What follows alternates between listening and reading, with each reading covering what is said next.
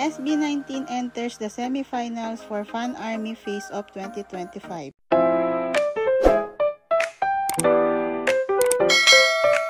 The 2025 Billboard Fan Army Face-Off has entered the semifinals, and it's getting real.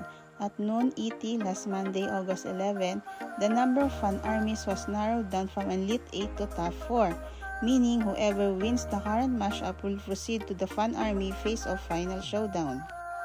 Thanks to the tireless effort of 18, the Carpenters, the Selenators, and the Smilers, the Fan Armies for SB19, Sabrina Carpenter, Selena Gomez, and Miley Cyrus, respectively, and currently competing in the semifinals.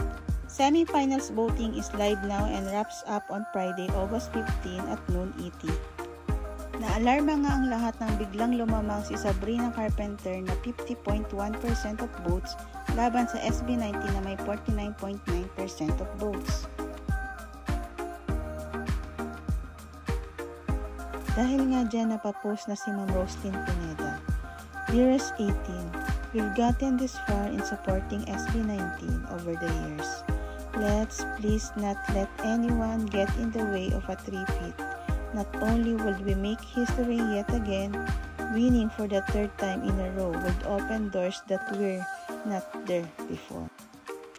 August 13, 2025, bumalik nga ang lamang ng SB19 at dahil yan sa puyat at sipag ng ating mga kapwa 18 at ibang fandom na talaga namang tumutulong sa atin.